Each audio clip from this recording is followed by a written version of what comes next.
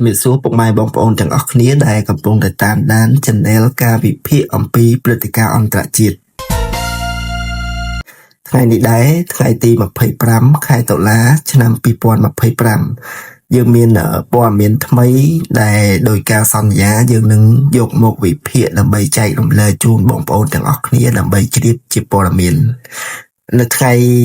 24ខែតុលាឆ្នាំ2025ម្សិលមិញនេះបងប្អូនយើងមានព្រឹត្តិការណ៍នៅឯប្រទេសថៃគឺនៅក្នុងព្រះ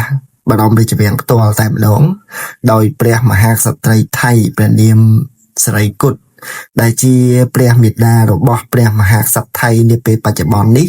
គឺទ្រង់បានសោយទីវង្គតហើយបងប្អូននៅក្នុងជននាយុ93ព្រះពុសា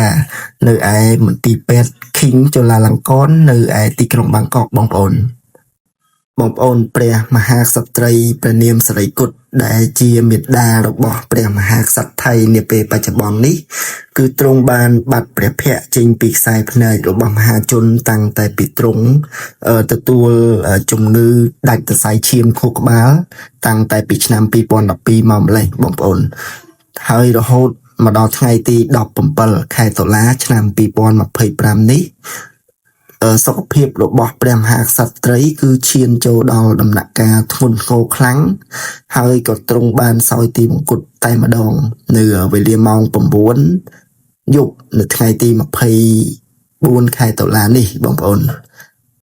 ជាមួយនឹងដំណឹងទទួលមរណភាពនៃព្រះមហាក្សត្រយានីនៃប្រទេសថៃ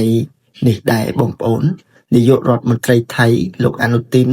ក៏បានលុបចោលជើងហោះហើរថ្ងៃនេះដែរទៅកាន់ប្រទេសម៉ាឡេស៊ីសម្រាប់កិច្ចប្រជុំអាស៊ាននៅថ្ងៃទី26ដល់ថ្ងៃទី28នេះបើតាមព័ត៌មានរាយការណ៍មកលោកអនុទីននឹងចូលរួមកិច្ចប្រជុំអាស៊ាន